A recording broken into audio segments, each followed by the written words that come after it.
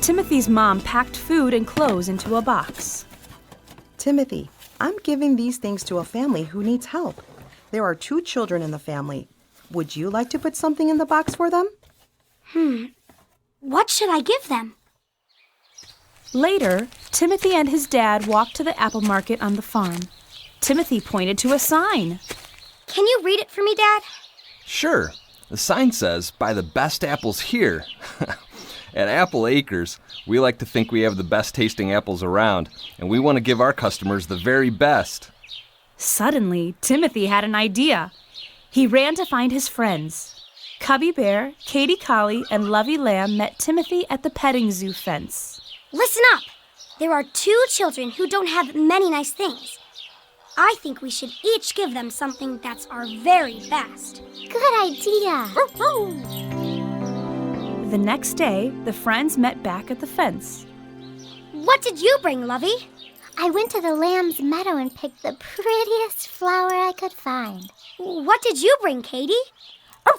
I brought my favorite ball. It lights up when you throw it. Cool! Cubby, what did you bring? I brought this bottle of honey from the market. Hey, the bottle is empty. Yes, I was hungry, so I ate the honey. But the kids can put the bottle on a shelf. The bear sort of looks like me, don't you think? Oh, Cubby, are you sure that's your best gift? No. Cubby lowered his head. Then he left for a minute and came back with a full bottle of honey. I was saving this bottle for my snack, but now I want the kids to have it. Great, Cubby. I'll add my best toy tractor to the box. I think the kids will really like our gifts. Thanks, everyone, for giving your very best.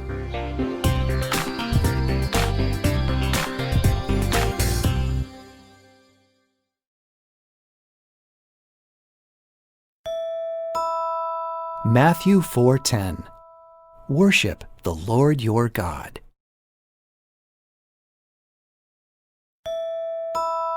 Matthew 4:10.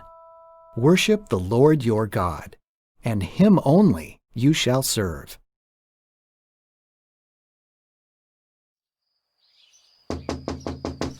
Who's there?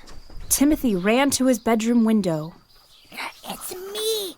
What's going on, Cubby? You look surprised. That's because I just saw an elephant over at the woodshed. An elephant? Really? I've never seen an elephant on the farm. Usually elephants live in zoos or in the jungle. Come outside and I'll show you. Timothy met Cubby in the backyard, and they raced to the woodshed. Sure enough, there on the side of the shed was a huge elephant. Whoa! What should we do? Do you think the elephant is friendly? I don't know. Why don't you talk to him and find out? Mr. Elephant? What is your name? The elephant did not answer. Mr. Elephant?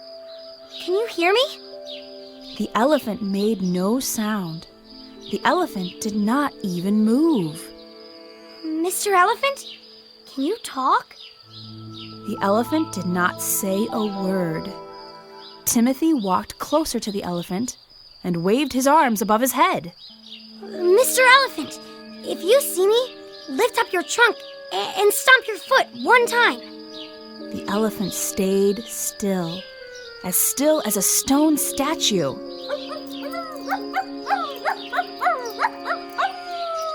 Katie Collie whizzed by and picked up something from the bench near the woodshed.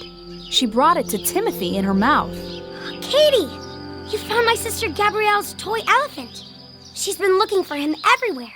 Thank you. You're welcome. Oh, I'm good at finding things that are lost. Look, the elephant is gone.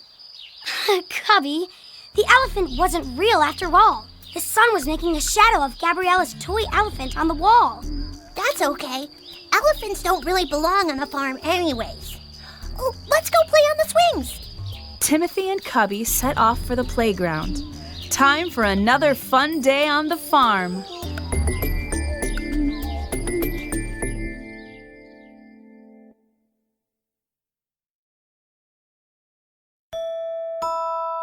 Jeremiah 10:10. The Lord is the true God.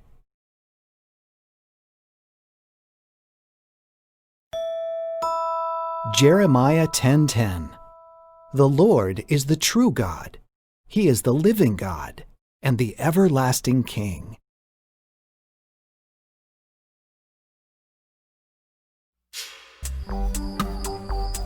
Timothy felt excited. After dinner, families were coming to the farm to roast marshmallows over campfires. Dad said Timothy could have his very own marshmallow. Timothy sure liked marshmallows, and the fire would make his marshmallow warm, sweet, and gooey. It's time. Cubby and Timothy followed Dad to a campfire.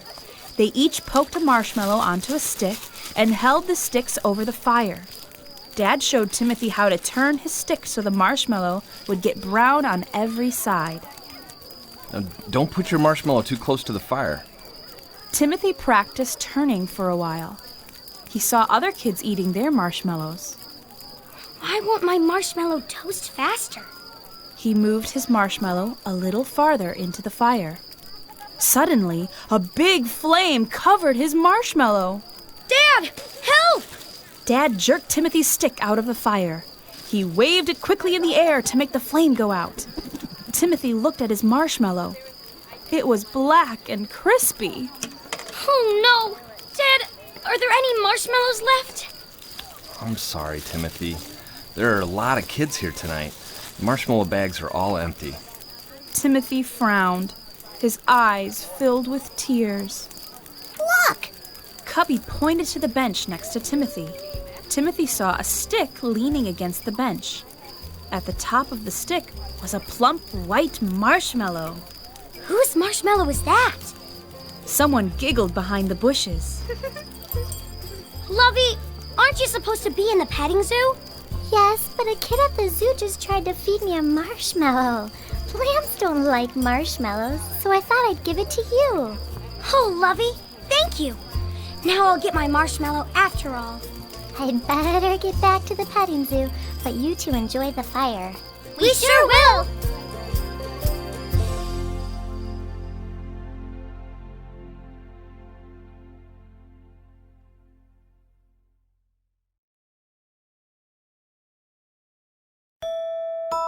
Psalm 31:14. I trust in you, O Lord.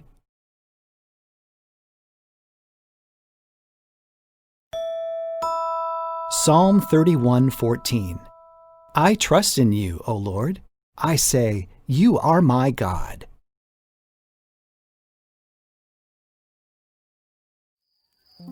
Timothy and Cubby Bear sat around a campfire at the farm.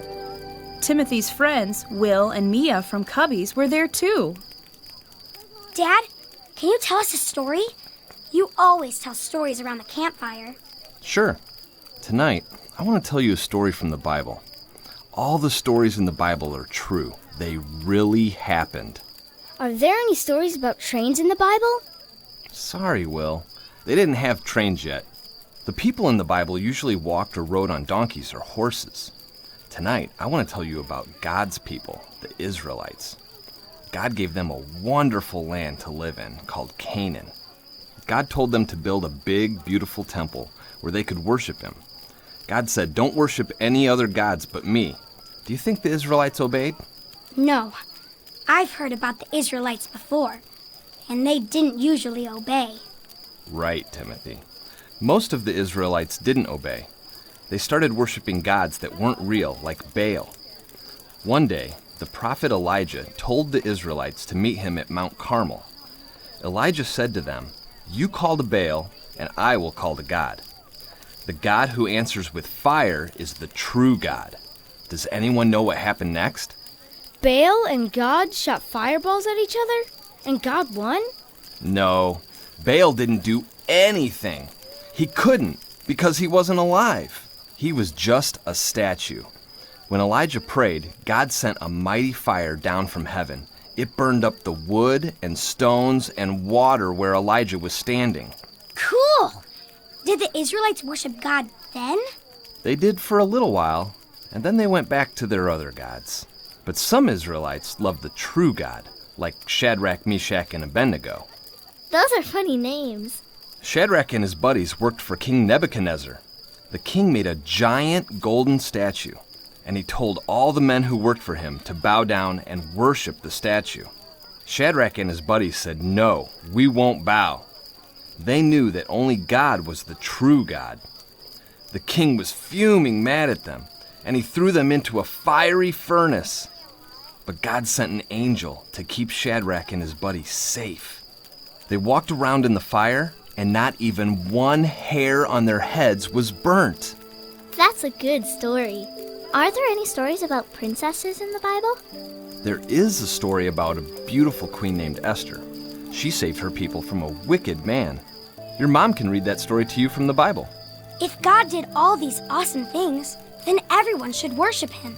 You're right, Timothy. Everyone should worship God. But sadly, not everyone does. But you can worship God. I will. God is the most awesome and most powerful of all. There is no one like him.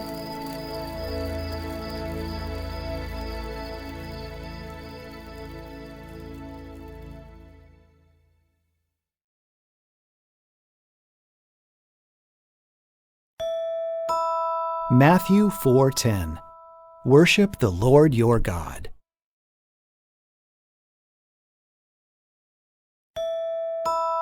Matthew 4:10. Worship the Lord your God, and him only you shall serve.